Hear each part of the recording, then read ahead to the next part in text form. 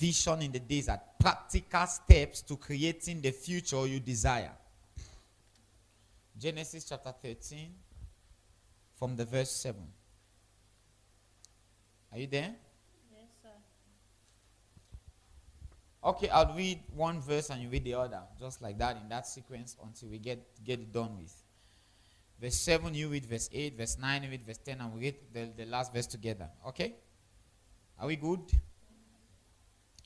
And there was a strife between the headmen of Abraham's cattle and the headmen of Lot's cattle. And the Canaanites and the Perizzites dwelt in the land. Verse 8. And Abraham said unto Lot, let there be no strife, I pray thee, between me and thee, and between my headmen and thy headmen, for we be brethren. Verse 9. Is not the whole land before thee? Separate thyself, I pray thee, from me. If thou wilt take the left, then I will go to the right. Or if thou depart to the right, then I will go to the left. And Lot lifted up his eyes and beheld all the plain of Jordan, that it was well watered everywhere, before the Lord destroyed Sodom and Gomorrah, even as the garden of the Lord, like the land of Egypt, as thou comest unto Zoar. Then Lot chose him all the plain of Jordan, and Lot journeyed eastward. And they separated themselves, the one from the other. Verse 12. Abraham dwelt in the land of Canaan, and Lot dwelt in the cities of the plain, and pitched no tent towards Sodom. But the men of Sodom were wicked and sinners before the Lord exceedingly. Verse 14. And the Lord said unto Abraham, after that Lot was separated from him, lift up now thine eyes, and look from the place where thou art northward, and southward, and eastward, and westward. For all the land which thou seest, to thee will I give it, and to thy seed forever. Let's read verse 14 again together as a church. 1, 2, 3, go. And the Lord said unto Abram, after that Lot was separated from him, lift up now thine eyes, and look from the place where thou art, northward, and southward, and eastward, and westward. Verse 15. For all the land which thou seest, to thee will I give it, and to thy seed forever. Phenomenal story. God speaking to Abraham after Lot departed from him, saying, look eastward, westward, northward, and southward, as far as you see you possess. It says, to you I will give the land, and to your children's children forever. I said I'm dealing with vision in the desert. I'll begin teaching this by saying life was not created to be what it is. When God made the world, he did not make Africa as a continent to go through what it is going through. When God created man, the Bible never told us God created the black man and God created the white man and God created the Indies. You know, the red Indies. They are not actually white. They are red. The Bible never told us God segregated in creation. The Bible told us God created a man. So I personally decided to not see any other human race as more privileged than myself. There is this fear that is in the mind of the African whenever it comes across anything white. So much so that even the fair people among us tend to be given privilege than the dark ones. But if you know what I am saying, there is this thing that is triggered in the mind of a black whenever he sees anything white or fair. Either like this person is, if not so, statements like black is beauty wouldn't have been coming out. That is a mediocre statement used to encourage yourself in the Lord, to tell yourself, although I am black, there is still something good for me. There is a notion that has gotten into the head of an average African man that whenever there is a white, he has something you don't. So we tend to value and appreciate and celebrate and tremble before these ones, either white or our very brothers and sisters that are fair. Now, I decided personally, after understanding this, to not have any kind of reverence for any other race more than I have for the black race. Because I realized that when God created the world, it wasn't about God creating whites and God creating blacks. The Bible says he made man. Let us make man. Let us make man. And I don't want to go into evolution and how whites came to being and how blacks came to being. That's not Bible. We all know how evolution, how everything happened. But what I am saying is that the African race was not supposed to be the way it is. We were not supposed to be suffering the way we are suffering. We're not supposed to be in pain and struggle like we are. I'm telling you, born into Africa, there is already a certain percentage taking off your ability to succeed just by being here. And until you start traveling out and seeing what the world is in some other places, you will not be able to understand how disadvantaged, so to speak, we are in Africa. We have a certain way we reason. The average African has a certain way he thinks, and he thinks that it is only the white man that has another kind of thinking that is different from us. We tend to believe that the whites have something we do not have. So it limits us or brings us to the point where we feel like success is only when we attach ourselves to the white man's land. I have noticed keenly that Africans think that anybody with white color is well-to-do. It doesn't matter where the white man is coming from, as long as he's white. We feel like he's well-to-do. We feel like he's privileged. We made them feel so special, and even our kids, we are bringing them up to feel like there is a Western way of life. There is a Western advantage. There's a Western opportunity that being an average black person, you can't have it.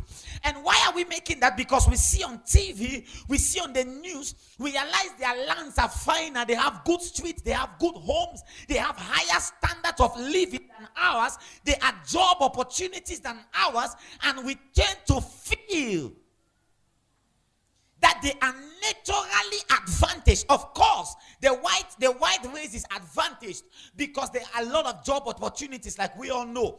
You cannot be in a white man's land and you have the level of unemployment that we have in Africa. In some of the white man's land, we have 1.something% unemployment. But in Africa, we have almost 50, 60, 70% unemployment, which means almost everybody is unemployed. There is something happening in Cameroon that I want to bring attention to. You realize that no matter the job opportunity, even if MTN launches an outdoor sales, master degree holders are rushing to get the job. Why? Because we have people that have masters too. They've been looking for a job 2 years, 3 years, 5 years, 7 years, and they've not had a job. So if they have an opportunity, no matter how small it is, that this is an opportunity, they rush to it. Everybody wants to get it. Everybody wants to get it. Everybody wants to grab it. It doesn't matter the kind of job that is advertised. We realize that there is a scramble. The average person on the street earns 25,000, 20,000. You will not imagine. There are people, you work for a month and they pay you 25,000, 30,000. Now what do you do with 30,000? What do you do? Do you get a house? So the standard of living is, I'm not talking about only in Cameroon. I'm speaking about Africa as a whole. Now, this is not just in Cameroon. This is in Africa. So when you see people coming from abroad and they say, "Oh, I work this for these hours and I'm able to, I'm able to be paid this amount," you feel like, "Oh, I need to travel out. If I don't travel out, I cannot make it. There is just a better opportunity for me out there. I feel like I am stuck here, nothing here." So now it leaves us with a mentality that the whites are better off than the blacks. But the Bible doesn't tell us that when God created us, he created a more advantaged race. We are not told that there was somebody called something Fisher or something Walker that was better than the black man. We are not told about the black disadvantage. We are not told. So there is something that no matter how they are, as long as they are white in skin color, they are richer than us, they are better than us, they are more advantaged than us. So you tend to respect, you tend to speak with dignity, you tend to speak with, and then we feel like there is nothing here for us. That is what God told me this, and I'll tell you. I did not create Africa to be suffering the way it is. And my problem is, if we continue the way we continue, even our kids, they will grow up with this kind of mentality, thinking that the best thing to do is to travel out. So there are heroes born in Africa, generals born here, that are choked out of the African soil as soon as they start traveling out and seeing some things that are not seen here. But the question is, can it not happen here? Of course it can. Can it not be done here? Of course it can. Can church not be done here the way it's done abroad? It can. Can businesses not be done here the way it's done abroad? It can. It can. But what is the issue? Why do we seemingly look disadvantaged? So much so that we so rely on the government that whatever happens to the government leaves us almost dead. Which means that God's hand is upon every government, including the government of our nation. That's my stand. Was life supposed to be the way it is for the African man? Before I go ahead, let me explain to you, let me remind you how blessed Africa is.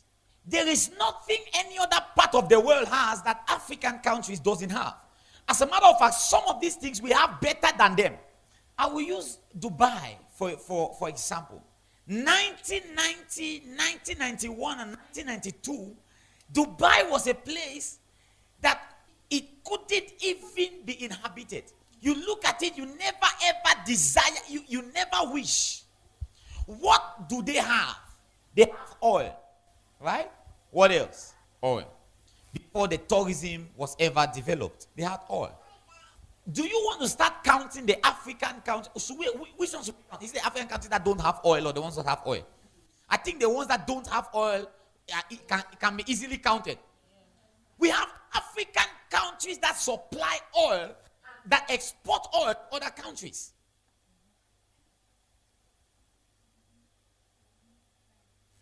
Our beloved Cameroon, they say it is Africa in miniature, which means whatever is in Africa is in this land.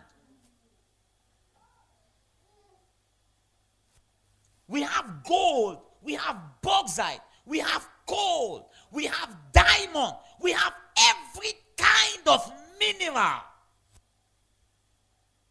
that some of these nations that are making waves all around the world has. There are some other of these countries that don't even have natural resources.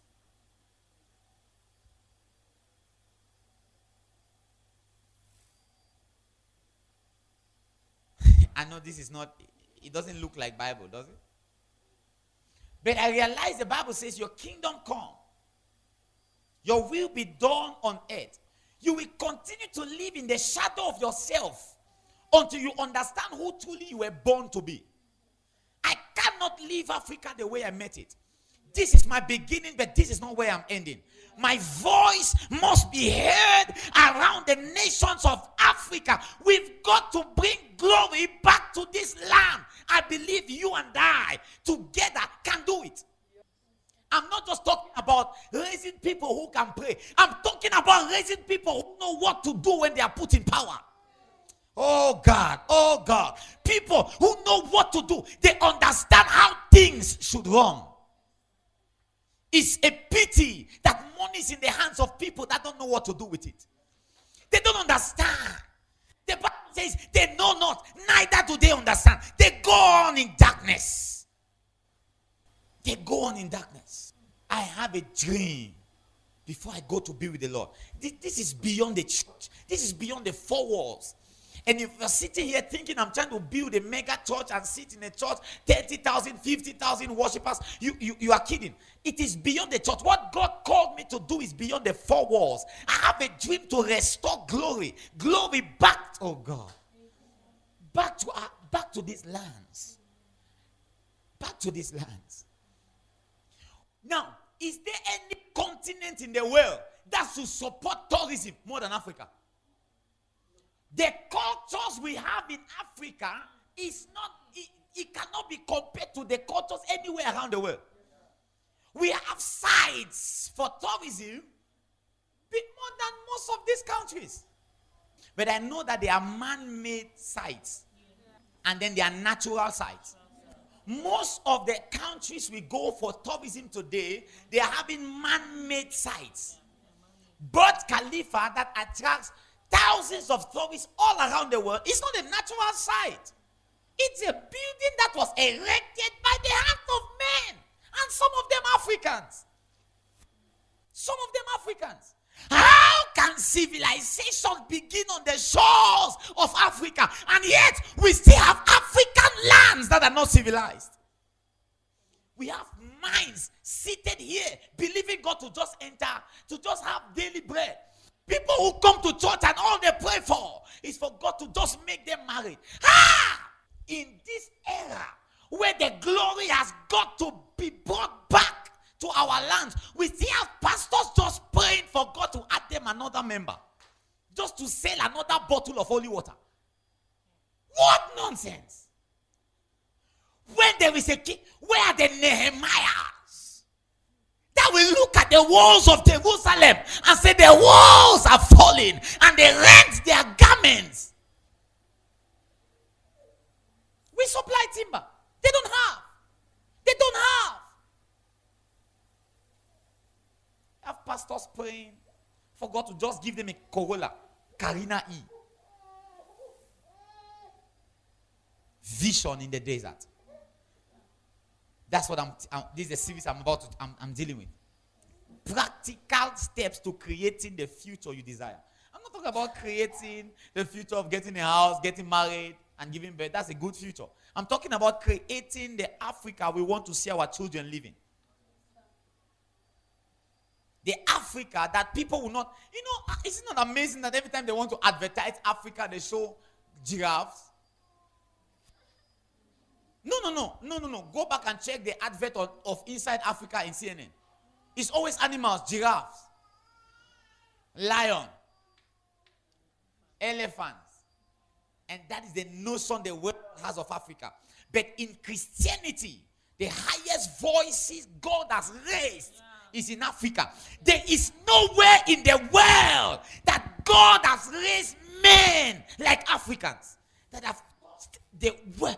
My God. When Jesus was in danger, God appeared to Joseph and Mary and says, take this child to Africa. That is where he can have safety. Egypt is in Africa, man. He says, carry the child and his mother to Egypt. The Lord sought refuge in Africa. Civilization began here. But we still have people wearing leaves. And there is nowhere in Europe and America where they wear leaves. So how is that possible? We are always fighting our leaders. We are always crying against our leaders. We do not understand what to do. We rent our frustration on the leaders in power because the African minds have not been educated on what to do. So we pour our frustration on the leaders, thinking the government should give us food. But failing to understand that it is a good citizen that makes up. If you have poor citizens, you have poor leaders. An average wife will take money from the husband to sleep with the husband. And you think the politicians shouldn't take bribe? Say, please now, say what you have. And you take it as a joke. I've seen husbands cry and they say that's the situation. She always has something in return.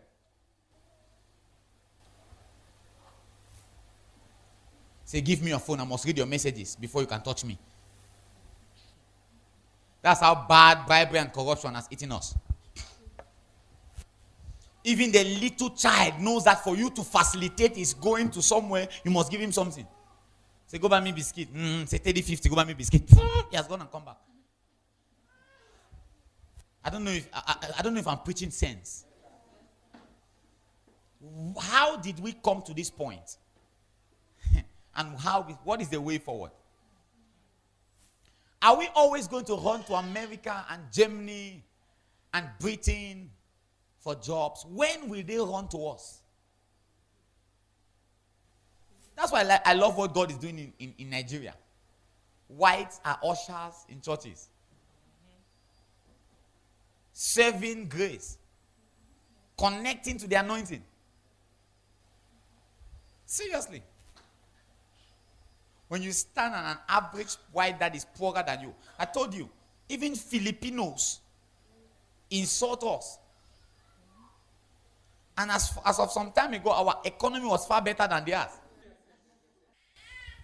Even the ones that are elites among us, they can't even educate us on how an average Cameroonian, an average African should get out of this trap we found ourselves. But thank God for this series. Thank God for this message. Amen. I'm about to give you practical steps to create US right at your backyard. Amen. Of course, it's not for everybody. It can never be. But few of you that understand. Look at a desert being a touristic site. What happened? What happened? It's not about natural resources. It's about a vision. I came to realize that what we have not had or what we have not harnessed is a vision. It's not like we are too poor that we can't make anything from our lives and our lands, but we don't have a vision. My people are destroyed. For what? He said, where there is no vision, what happens? What is happening in Africa? Are we not perishing in poverty, perishing in hunger?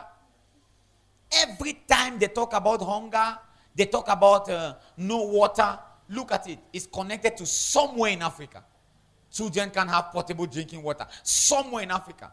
What the government does for us is treated nets. Somewhere in Africa.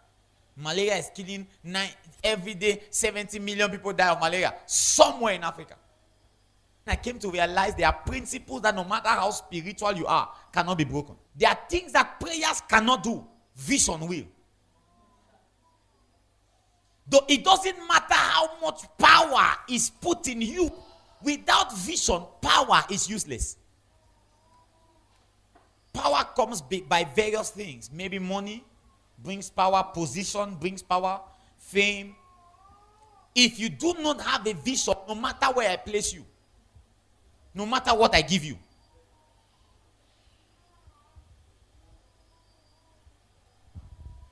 the reason why you can be given one member and you don't know what to do with the one member is because you do not have a vision. The growth of this church is not in any magic. It is in the people we already have. These people don't understand what I'm saying.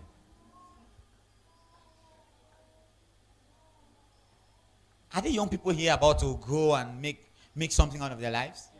Yes, sir.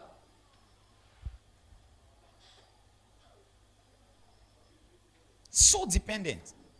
Look at the average African's prayer. No. Look at the average African's prayer. Let me talk. Look at your prayer point. What is your main prayer point now? Now. No. Just ask yourself. Your main prayer point. Those of you that are 23, 24, 25. Father, time no day.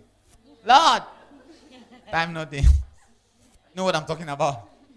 Don't want to give birth to my children early. Father, my children early.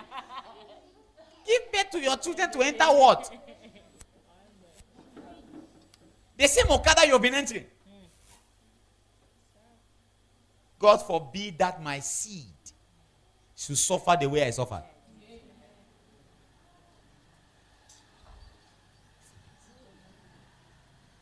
So you even hear some people they say, I want to snaffle wedding gown. Better die hungry, but man to get up. Ah!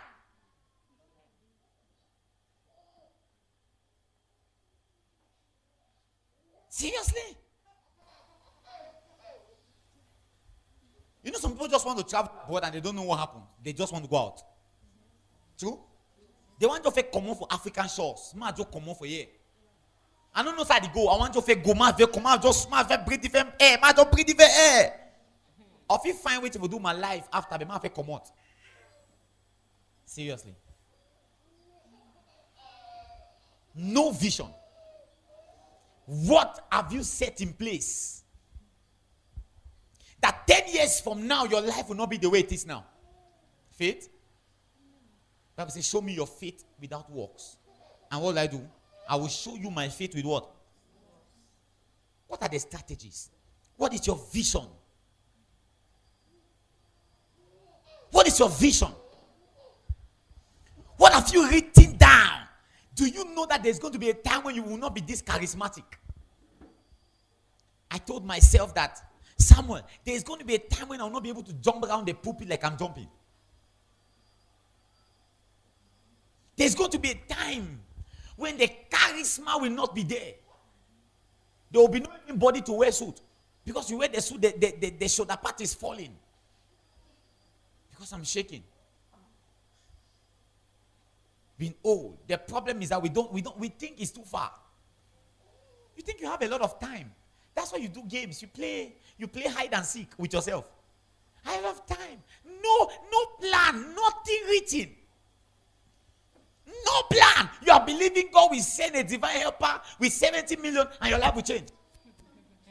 That's the mindset of an average Cameroonian Christian. And that's why the church is poor.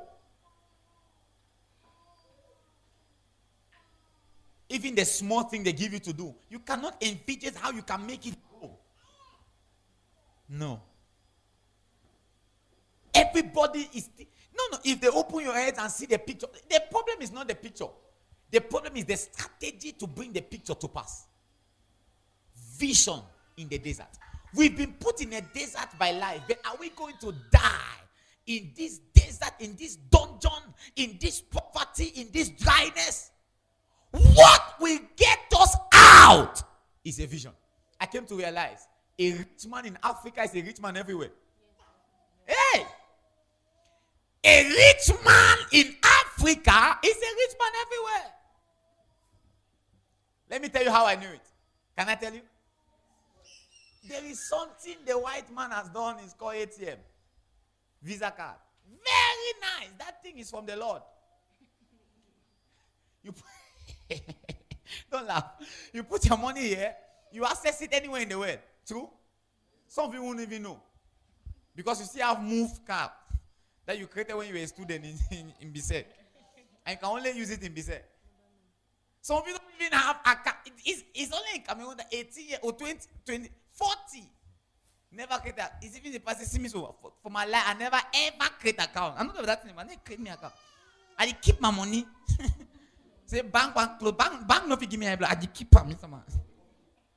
Work where you not get plenty. You get 30,000. They work out my 30,000.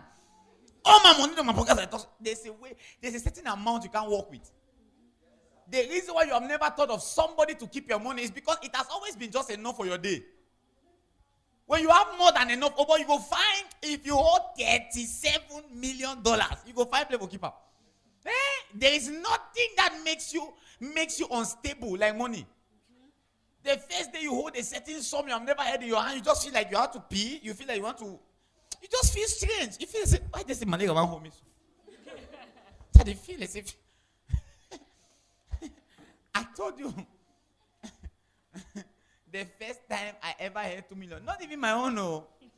Somebody's 2 million, they gave me all this money. I'm coming to take it. Please do me. I want a 50. I go buy. Le matin, I know say I don't come. Not only after they take the money, I know say I'll be fine.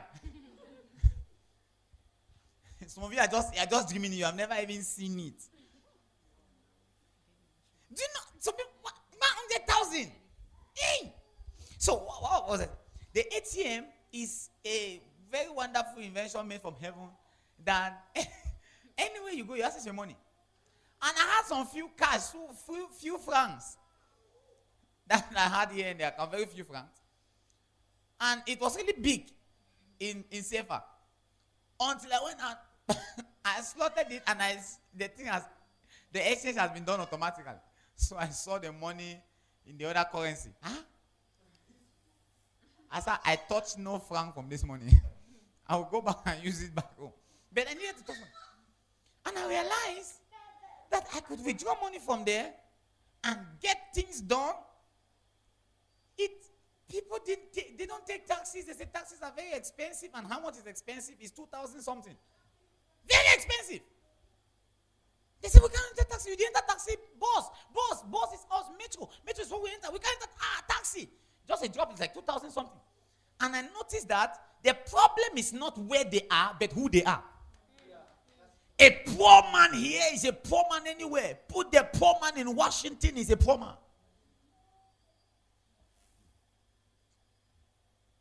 So I used taxis all through, came back, and I was still blessed. So they're like, you waste money. They want to use like 400 to go everywhere they want to go. So they don't have value for time.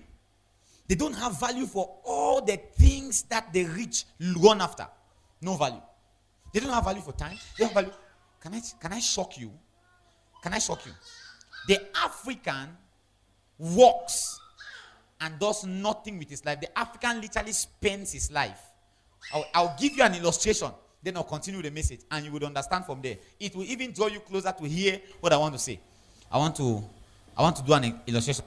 Let's say I want to employ you to work for me for 1 day. And I pay you 20,000. You have worked for me, right? And I have given you 20,000. Now, look at this. What is this 20,000? Pay, right? For how long? This 20,000 is 1 day of his life. So I have said to the African man, I want to take 1 day from your 70 years, from your 80 years, and I'll give you 20,000. True? That's the problem. This is the problem now. This guy is selling this phone. How much? 20,000. So he meets this guy and says, I'm selling my phone 20,000. And this guy falls in love with this phone and then buys it. What has he done? He has taken 1 day of his life to buy a phone. You see the reason why God is against reckless buyings. Because you are buying out your life. Now this becomes 1 day. Now imagine how much you make a day, and some of you are using phones for 200,000. Some of you, that's your 2 weeks. Some of you, that's your 1 month. You took 1 month of your life and bought a gadget, and you are using 1 month of your existence on it and answering a call. So the value of an object is the sacrifice you had to make. Go back and check your homes and check all the things you've bought. You are spending your life, and sometimes on things that are not necessary. Did that illustration ring a bell? You're not even intending to buy a dress. You just saw the dress, it caught your eyes. And you have already like 30 dresses. We take our time and we do things that are not important. 1 day of your life gone. You have people running after things, but never being rich. Why? Because they are not rich in themselves. It's not about where you are. It's not about being exposed to money. It's about understanding what to do. So the problem is not the resources. The problem is the vision. How many times have our African governments borrowed billions of dollars? What has been done? We always go back to borrowing. The problem is not the money. The problem is the vision. The problem is not the money. The problem is the vision. You limit your whole life. You sell your months. Sell your years. Invest your precious life on things that people throw on the streets in other parts of the world. You see, a young boy's only desire in life is to buy a wool carpet to put in his house. Works for 1 month, takes the whole money, buys wool carpet. So you are smarting 2 months of your life every day you enter your sitting room and you think you're wise. Wool carpet cannot last 100 years. So your children that don't know you cannot be. So we were born in a desert. We keep living generation after generation in a desert. I began to cry when this reality is done on me. I cried. I said my father thinks is making it, is surviving. Making a life is not surviving. The fact that you can pay your bills is not surviving. The fact that you can pay your bills does not mean you are rich. So what was I saying? I was saying a rich man in Africa is a rich man everywhere. I was talking about the ATM card being able to convey your money from one country to the other. So I withdrew the money and I was able to go around, do my things. Where did I get it? From working there? No. It's my wealth. I had it here, and it's money in America, it's money in Japan. Money here is money everywhere. Is this true? That's the same thing. Value here is value everywhere. If you're an entity in Africa, you cannot be an entity in New York.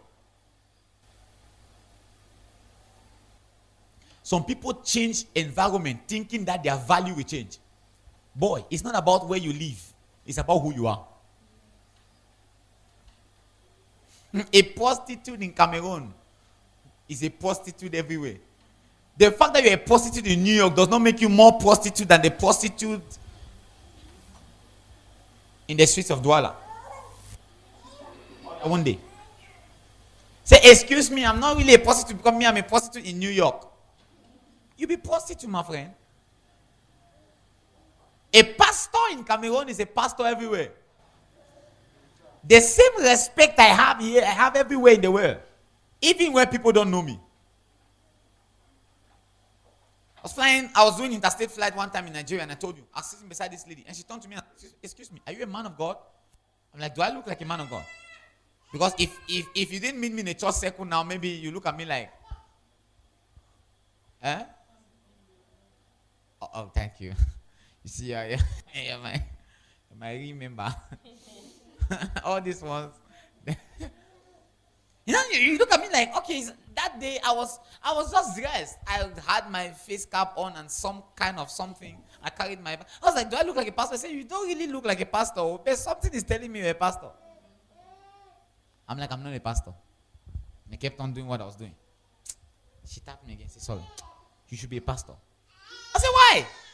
He said, I don't know. Something is telling me. I said, okay, yes, I'm a pastor. He said, I knew it. And he started crying and explaining to me our situation. As I said, I was a pastor. It didn't take her 5 minutes to start crying.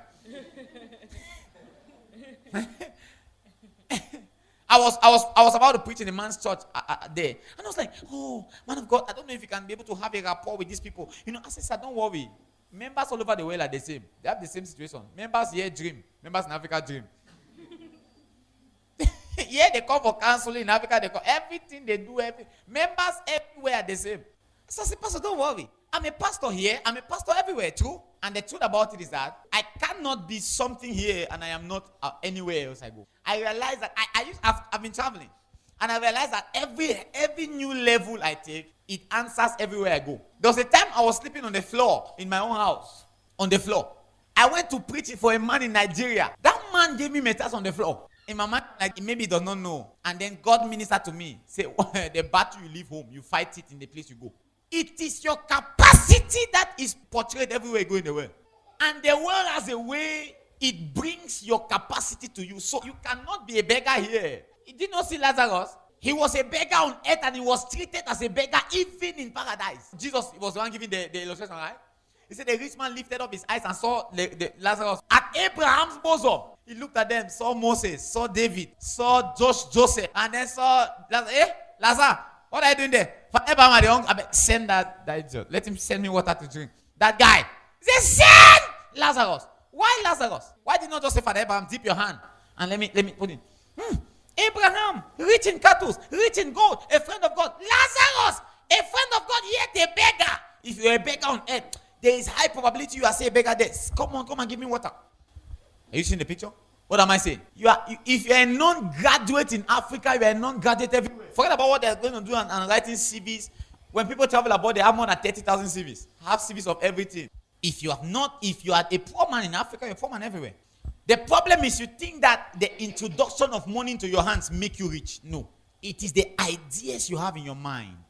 I could give you 10 million. But if you do not have ideas to back the 10 million, you will spend it and come back down to the point where you have nothing to eat. That is the problem with the church. We have helped a lot of Christians. They always need another help. You know why? Because they do not create visions in their mind to sustain them in the new level they find themselves. It doesn't matter what they give you. So you are praying to marry a rich man. If you marry a rich man, you will now help the rich man to be broke. The two of you now become two poor men. You have no vision. All the vision you have in your head is to enter wedding gown, looking for somewhere to explode. Poor man like big things. They will never ask you for things that their level. No, they should just come and ask you now what you want. I want Lexus. You. Even bicycle. You're not in the capacity of bicycle. But you want Lexus. The reason why some of your prayers have not been answered is because God knows you are very selfish. You pray around yourself. You pray around. After your 70 years, all the things you are asking, will they still be important? That's the question you ask yourself. Will they still be important? I cry for some of your destinies more than some of you. The only good thing about fatherhood is when you are taking tithes. But the responsibility is difficult. So at least the ones that don't even pay tithes, they even make it easy. At least you even have a reason to say, Father. You know, fathers have responsibility and sons. This one is not even a son. But now, the truth about, I say, you're praying for a car. You're praying for a job. Why are you praying for a job? That's the question. That's what God is asking. You want to have a room furnished with flat screen and hey, come on. What happens to Africa? What's your plan for Africa? What is your plan for Cameroon? What is your plan for the streets? What's your plan for the place you are in? That's why you can't even go out to evangelize, because you have no vision. All you are looking for is a suit. Who did this to us? Vision is what makes you legendary. Vision is what makes your name remember. Even when you are no more on the earth realm. You have men that will always be remembered. Dr. Miles will always be remembered. Whenever you talk about kingdom establishing on the earth realm, whenever you talk about Christian leadership, you remember him. I pray for you. You will not just come to church and just have a car and just get married. I pray your name will be among the history makers when they talk about generals in Cameroon. I pray your name will be among the history makers in Africa. I pray your children shall be proud to call you mother, to call you father. I pray your name shall be remembered in the name of Jesus. It is lack of vision that will make young people gather and speak about someone who is making life. You become so jobless that all your work is to speak about somebody making it in life. I came to realize it's a genuine visionary doesn't have time to talk about others. You know why? Because the spirit of the vision keeps him walking. It keeps him on his feet. The spirit of the vision makes him busy. The spirit of the vision. When you have a vision, your vision gives you a message. You don't preach people. God forbid that I use your life on the altar. The Bible is too big. My message can only cut across your evil. Not like I use you as a subject to preach. Why? Any message I teach is in line with the vision. It's not according to your life. You can't come and tell me something in counseling and come and preach as a message. It can only cut across it. Which means your life can fall in line with what I'm teaching. It's not like I'm using your experience to come. No. That's a very wrong way to think of your pastor. Am I speaking to somebody? Visionary. It keeps you busy. You wake up and you don't feel like going to school because you don't have a vision. When you have a vision, you will go to class. Even if a Jack and Jill opens his mouth and tells you not to go. Can I tell you something? If you do not have a vision, you will fall in line with another man's vision. Somebody else will use you. Use your energy, use your time, use your money. Hey, look up here. Whoever made you feel like your life is so useless that the only good thing you can do is to just align yourself to one failing plan and stay there. Nothing is too big to keep you down like that. A visionary is somebody who lives beyond today, who makes decisions beyond today. Are you serious? You make decisions on marriage based on some certain things that can disappear? What happens when they are not there? Do you know why some things I don't do? I don't do some things because the day I start doing them, they will become a law. Because I know my destiny or other people's destinies are directly connected to mine. There are some things I can do, but I will not do. You know why? Because I know there will be somebody who will come after me that will not understand that there are limits. We'll just do it. So the Bible says that if your freedom will cause another brother to sin, you should do what? Limit your freedom. So there are some things you know they are right, but don't do them for the sake of your brother. My problem is I see a lot of people without vision around the streets. You see somebody working hard and you think he's working out for a vision. He's not working out for a vision. He's working out to just make a life for himself. And that's all. How many people are working hard to buy taxis to better the transport system of our country, to import better taxis, hybrid. Do you know there's something called hybrid taxis? Oh, man, want to buy another Carina E. I get 3 taxis for good. Okay, so what? After you, what happens? You see that we have a lot of rich people, money in their hands, but no impact. After you, what happens? No matter how healthy a place is, it is the minds. It doesn't matter where you are placed. You can be put in heaven. See, if Africans don't change, they will litter heaven. I was a boss with one mama. The lady has lived her life all here, and she's so African. In the bush, she had bought one orange. The orange is hard. You know this orange, you press it, there's no water coming from it. So I was watching, and then the boss, they had put 4 of us with the heat, and then there were fat people. I don't know why fat people like to eat in the bus. Why? They always buy something to eat. So this lady bought orange, and the orange, there's no juice coming from the orange. You know what she did? Guess. I wish she tore it. If it be terror, it was still fine.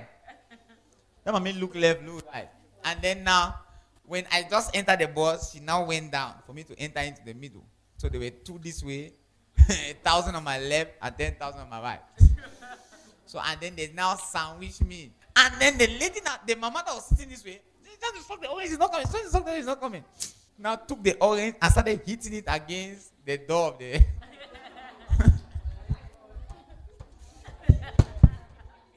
So the thing was splashing.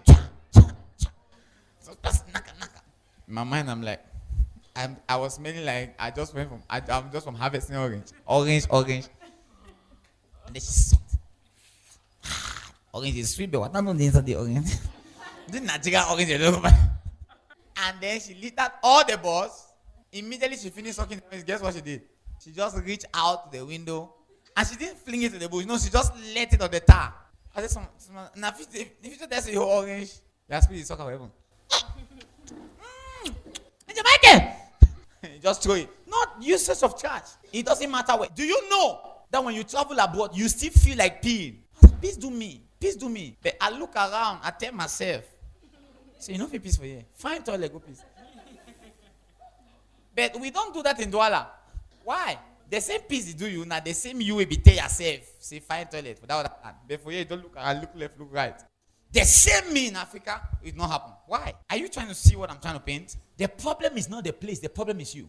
We have so many selfish people, so much so that there's enough selfishness in our leadership. Nobody's thinking about the generations to unborn. If my kids are fine and I'm going to school, the other ones can die. They can rot in hell. I gave a man a very bad advice. He's married. He said, Pastor, every time my wife gets angry, I have to replace things more than 400,000. I said, you know what to do? He said, no. I said, I can help you. She will never do that again. He said, what? I said, what? He said, what can I do? I said, I will tell you an advice. It's from the Lord. If you do it and she does it again, change my name. She will never. He said, what? I said, cut every benefit you give her until you replace what she breaks. Anything she breaks again, tell her, honey, I was supposed to buy you a dress, but I've taken the money and I'm replacing this thing. Do that and don't even smile. The next time she's angry, she will only raise it, she won't break it. No make king. No tame the devil. Don't leave it. I go broke up. She will never break it. Because she knows it affects her. The reason why she will break it is because she feels like it doesn't affect her. There are things that are necessities. We can't live as a family without it. You break the windscreen of the car, man, we are going to buy it together. So the next time you are angry, please don't cross there. Because if you cross there, you will suffer. You will carry your dreadlock for 9 years. I'm not giving you money to change it until we buy the windscreen of the car. I'm not being a wicked husband. I'm teaching you for your anger not to cross windscreen. Break other things. Why are you angry? You never break your iPhone. You don't break it. You only look for your husband's one to break. The day you start praying and let your prayers go beyond your well-being, God will start answering you more speedily. I have been praying for good things in life for long. The day I started praying for good things for others, God started doing it for me. Is that what we think? Say, where you want? The motor no go. I wish I get on Jeep. You never think, say, I wish I'm more great road.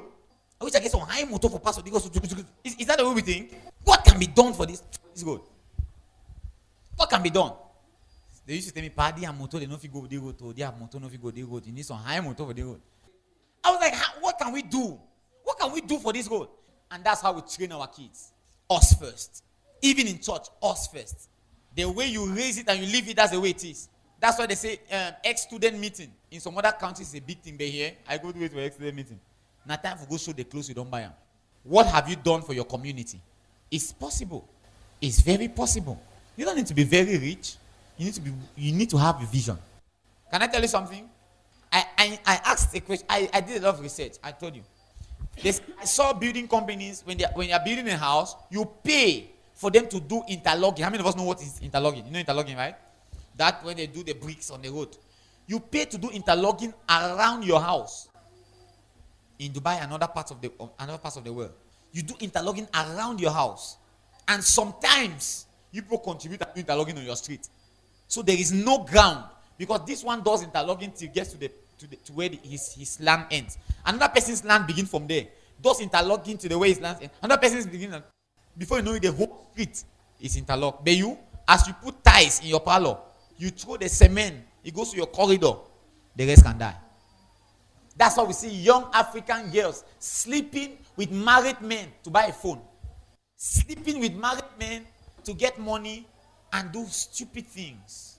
Selling their dignities. All in our minds. Marriage, clothes, how I look, what I have, gadgets, cars.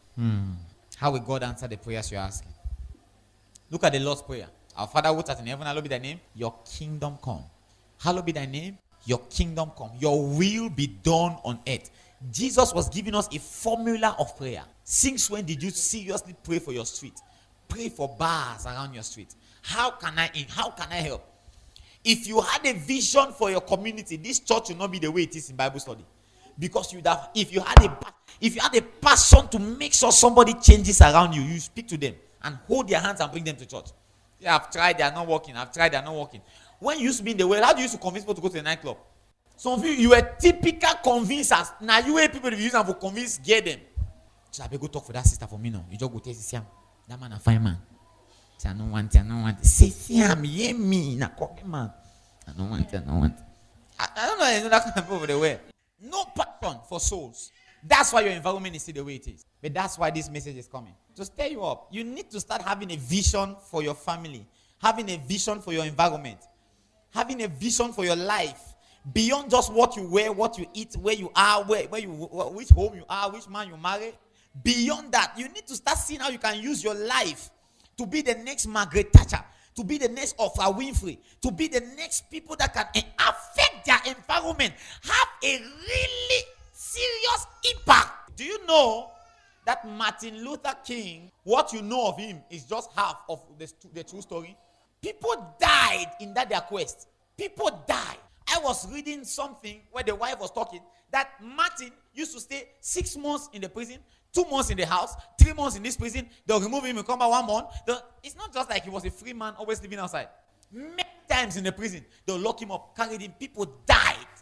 But he could still stand up to say, I have a dream. Living beyond yourself. Look at Nelson Mandela. We proclaim Christ, profess Christ. But we are talking trash. All we are using Christ to make a life. Nobody wants to sacrifice. Many people are opening private churches today because of this nonsense I'm talking about. Nobody wants to submit under a vision and make things happen. Everybody wants to be Jew for himself. So that when they say, who is the president of this church? It's me. I'm the founder of Jesus Christ Rope of Heaven Ministries.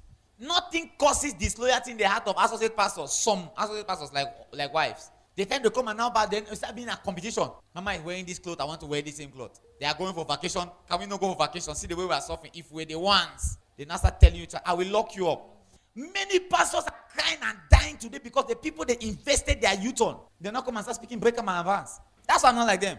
I don't depend on any man. Every one of you can go and begin separate works. I'm still fine.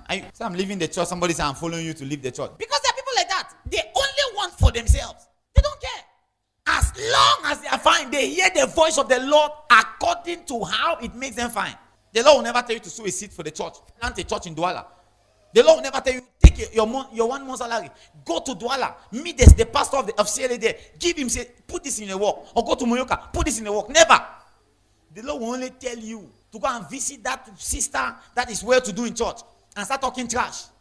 To go and start prophesying grace to somebody else and start, maybe the person now come and give you money, you start talking to us. See, it's not like I'm compared with Papa. It's just like because that is the main reason for disloyalty in our African churches. I'm telling you. This is a message that people don't like. Disloyalty in African churches. Myself. Nobody wants to be second. Myself. What about me? How do I feel? How do me, me, me. That is why our names are wiped off after we leave. Is it about gathering crowd?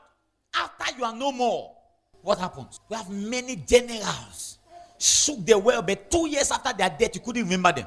Thank God for people like Archbishop Benson, the house of blessed memory. Generations after generations, we keep talking about them.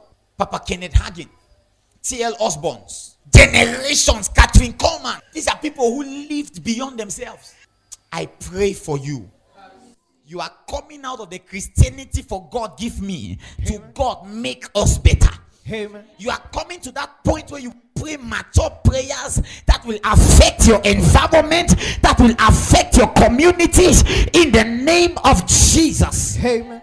Our confession of faith, I will not be a weak person to evangelizing my communities with the gospel. Look at our confession of faith. You will see vision inside. My talents and gift to see Christ-led assemblies reach what?